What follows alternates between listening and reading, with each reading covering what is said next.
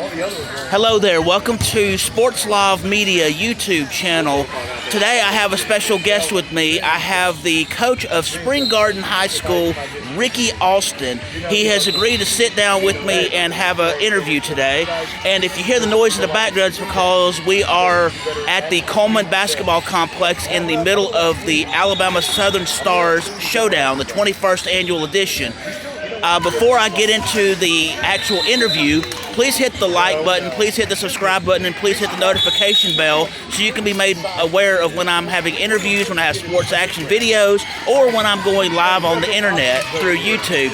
So without further ado, I'd like to introduce Coach Ricky Austin, Spring Garden High School varsity girls basketball coach. Thank you, Coach, for joining me today. How are you today? Doing well. Glad to be on. Thank you. I appreciate it. So how long have you been coaching in general?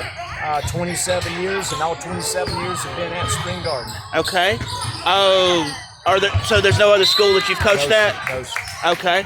Did you play basketball growing up? Oh, most definitely. Started playing. I was in the second grade, kind of when I fell in love with the game, and so had the opportunity to continue to play in high school, and went on to play 2 years at junior college, and after junior college was over, got into coaching, and that's just who I am now. Well, in regard to your coaching, you said you played basketball growing up. Can you tell me a little bit more about that? Go into detail about that, if you can. My nickname is Rat. That's what most people call me, because because I was a gym rat. I lived in the gym all the time. Right. My high school coach used to just give me a key to the gym, so I was always the one organizing pickup games at a young age. So as a seventh grader, I was usually in the gym with the high school kids playing. Our boys won the state runner-up in '79, and I was the seventh grade manager on that team. Wow. So it just never stopped from that, and I just kept. So you were managing some form of basketball at a very young age. Very young age, yes. Well, tell me about your college playing days then. I played 2 years at junior college at Southern Union. That's down in Wadley, Alabama, close to Auburn. And I was fortunate to play for a very good coach down there, Frank Gordo's.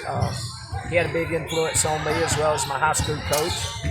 Got to play a different style of basketball than I grew up playing, so it's really helped me a lot going forward in my coaching career by having a different variety, a different style of play that we played with in college than I did in high school. Right. So with that, what actually got you interested in coaching?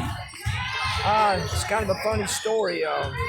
I guess I always had a passion for basketball. Yeah. But my wife, when she was a player in high school, her twin sister, they actually won our first state championship at Spring Garden in '87.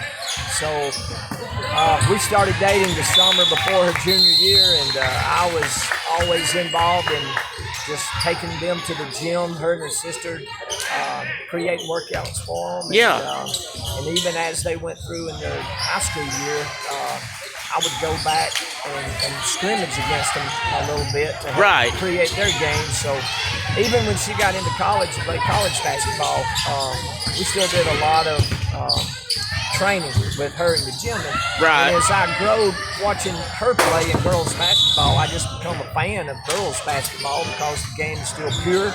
Right. It's not so much ego involved in it like most of the boys' game is. And, in the boys' game, it's turned into a lot of one-on-one type things. And, and I like the girls' game because it's still there's a lot of plays run. It's teamwork.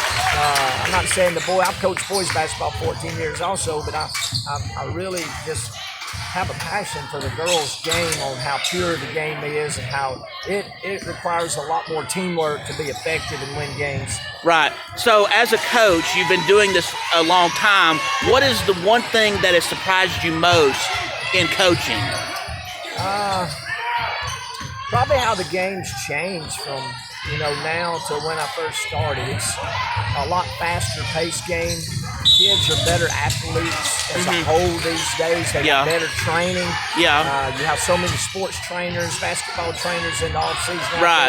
So the level of the girls' game has really, to me, the most surprising thing at the rate it has grown. And in the state of Alabama, I think the reason it grew so fast is when they put the girls' state championship game, the Final Four with the boys, I think it brought more exposure to the girls' sport, and I think that's really when the game took off. So when it came to the championships, did they used to not play them at the same time? Were they different time periods? Different locations. Really? Yes, different locations. When Spring Garden come through, our first state championship made 7, we played at Calhoun Community College.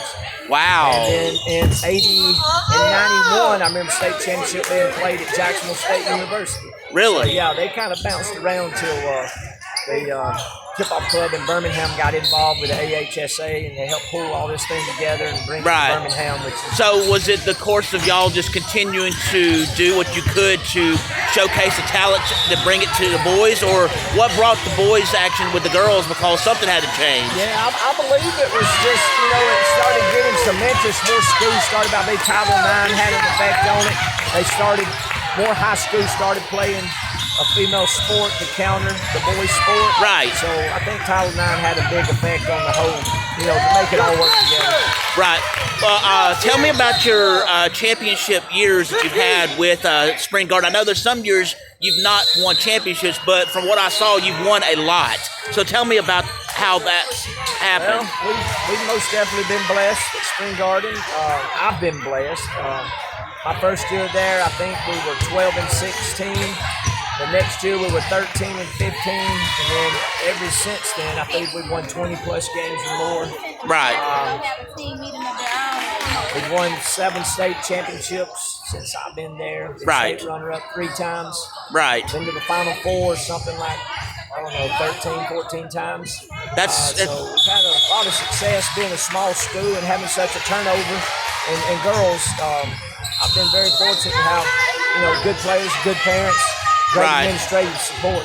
Well, speaking of winning championships with small schools, what's it been like being the difference between winning championships with a small school, such as your school, Spring Garden, compared to, say, Hoover or Vestavia Hills? What's the difference? The competition levels, it's when you get to the upper 3-4 teams in each classification, it's very even. So 1A talent's very even. I think the coaches coach the same. Right. As far as X's and O's strategy, I think on all levels, coaches coach the same. Just in a small level, there's probably the competition level is not as thick and heavy as it is in the upper school, upper classification. All right, since you did win the state championship this past 2022-2023 season, can you kind of give me a highlight of how that season happened, the way that it did? Because you only lost one game. One game.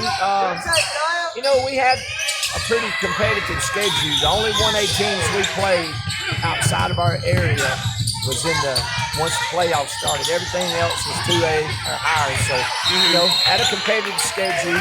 Played Prattville Christian, New Hope, played Marble out of Georgia, played 6A Oxford High School. We beat Oxford at our place early in the year. Oxford beat us the last game of regular season at their place. Right. And I think from the very first game of the season, we had a really good feeling about this group's special. Right. We got a shot to be in that state championship game. Number one, we keep everybody healthy. Right. And, continue to work hard. And that's kind of what happened. We kept everybody. The one game we lost, we had 2 girls with food poisoning, and that kind of set us back. But other than that, it was a very smooth, very almost uneventful. It was a real fun group of girls. They showed up every day at practice to work hard, and they were very business oriented. They had a lot of fun with themselves, winning games, but they also got along so well with each other, and they just had a goal, and that goal was to win every day. They didn't really talk about winning state championship. They just wanted to win every day. So each day was a different day. Every day was a different. So, very rare group. Had one senior. She was a very good play for us, and but we hope we get an opportunity to move forward again next year. And you say business-oriented. Can you describe that? There's just no goofing off, clowning around at practice. In the I get you. Rooms, they're so serious, and it's almost like they're on a mission. Yeah. And, And that's, as a coach, that's something you want to create, but you can't always create that. It has a lot to do with what you're working with. So, right. It's just kind of the individuals we had on this year's team were very self-driven. Right. And I think that led into that. All right. So what are you doing to prepare for this next season that's going to be coming up in a few months? Right now, if you came to our gym looks like a lot of weightlifting, a lot of agility work. We got some girls that's playing. We got, girls playing in some travel leagues. Right. So, but right now we're working on individual weaknesses. Right. That we feel like we need to work on to move forward into next year. Okay. And my last question, if you can give any words of encouragement to up-and-coming basketball players, specifically the women, what would you tell them? The game is out there. It's a lot of fun. If you want to be successful in this game now, you got to be able to handle the ball with both hands, and you got to be a shooter. Right. If you're a shooter, you can separate yourself as a really good player the way the game is played these days. So that would be my advice if you're young and wanting to get involved in this. Work on ball handling skills and, become a shooter and listen to your coach. Well, thank you very much for taking the time to join me today. I greatly appreciate it. Appreciate you having me on. Thank you. I appreciate it. Okay. Thank you. Now, you heard the legendary coach in his interview and stuff. You got to work hard and do good. So, with that being said, please hit the like button. Please hit the subscribe button. Please hit the notification bell so that way you can be made aware of when I have live broadcasts, special interviews, or actual sports action videos. I hope y'all all have a great day, and peace out.